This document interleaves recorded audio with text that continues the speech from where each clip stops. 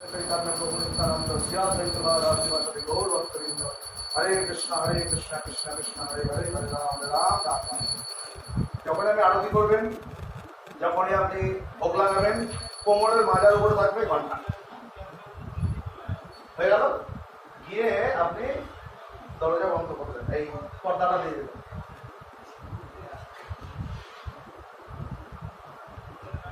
প্রণাম করতে হবে, প্রণাম করে বলতে হবে, কেন্দ্র মহারাজ আপনি ভগবানকে কৃপা করে ভোগ অর্পণ করুন।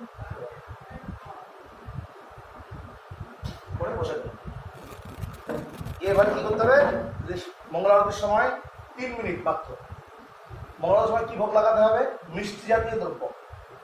এখন মিষ্টি জাতীয় কি?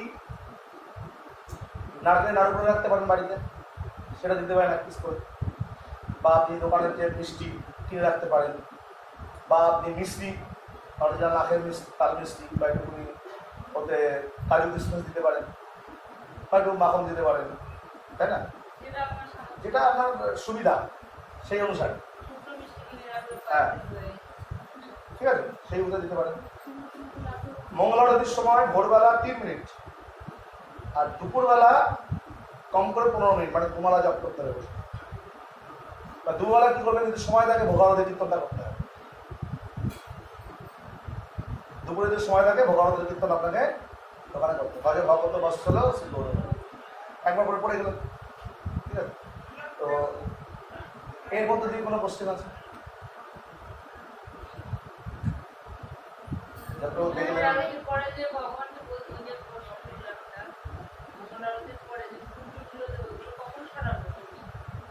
মানে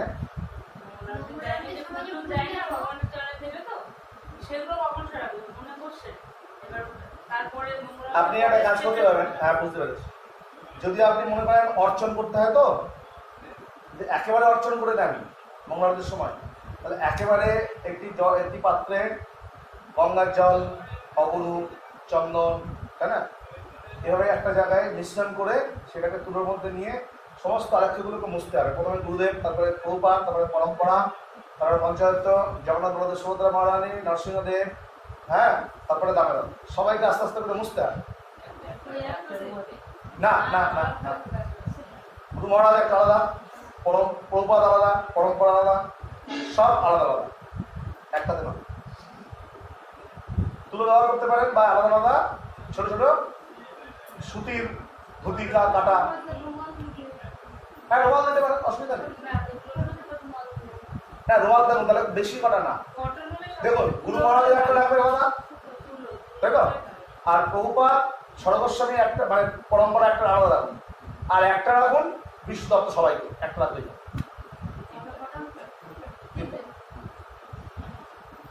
অনেকে দুটাও দেখেছি, তিনটা আমরা কি করি? তুলো দিয়ে করি, একটা মুছে দিয়ে ফেলে দিই, আবার একটা মুছে দিয়ে ফেলে দিই, তুলো দিয়ে করি। হ্যাঁ না না, অসুবিধা নেই, জবাব দিতে। আচ্ছা মঙ্গলা, এবার কি করবেন? যদি মঙ্গল আরতির সময় না থাকে, তাহলে কি করতে হবে? সব ফুল দিয়ে নিতে হবে। পরে গিয়ে মঙ্গল আরতি শেষ হয়ে গেল, জপটপ করে নিলেন, উঠে আবার কি করবেন? ওই সমস্ত ফুল সব সরাতে হবে, আর রাখলে চলবে না, এবং আবার ভালো করে মুছতে হবে, পরে নতুন করে ফুল তুলসী দিতে হবে। যদি একেবারে করে নেন সুবিধা বেশি। আমি একেবারে সব মুছে টুছে নিলাম, অর্চন করে নিলাম, একেবারে সব একবারে হয় না, বা একবারে নিলে ভালো হয়, অনেক সুবিধা হয়। তাহলে একেবারে মুছে নিলেন, একেবারে সুন্দর করে তারপরে তুলসী দিলেন, একেবারে পুরো ফুল টুল, তাহলে ফুলটা সরাতে হবে, ব্যাস, তারপর মঙ্গল আরতি শুরু।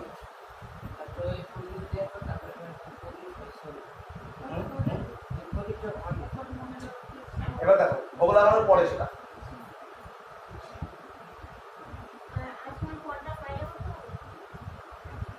হ্যাঁ পর্দার বাইরে অবশ্যই মাস্ট, পর্দা খুলে না, ভগবানের সামনে না, বাইরে তিলক আচমন যা কিছু বাইরে বসে,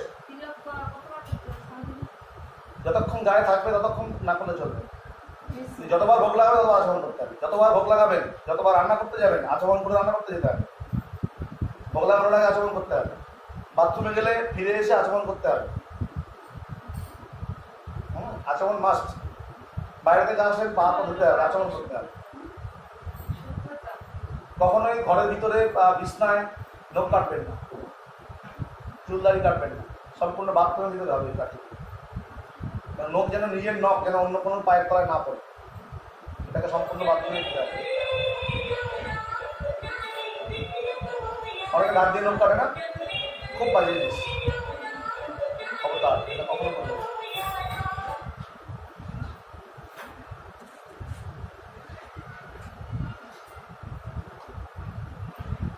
ক্লাস হচ্ছে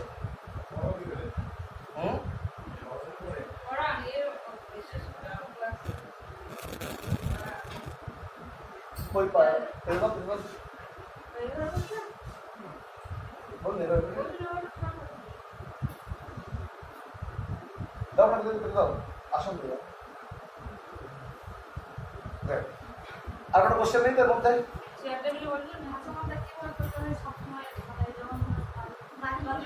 হ্যাঁ হ্যাঁ, এসে আপনার আচরণ পাত্রটা ওখান থেকে নিয়ে নেবেন, নিয়ে অন্য কোনো জায়গায় বসে আচরণ করে নিলেন, নিয়ে মন্ত্রটা বলে নেবেন, ব্যাস।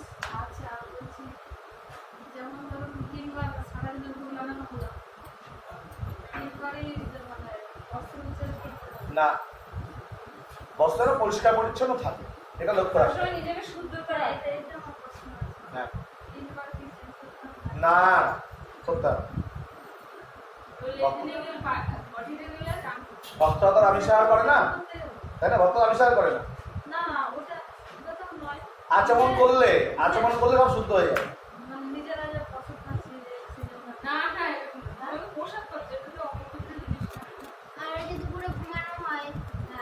ঘুমিয়ে উঠে 1 ঘন্টা যদি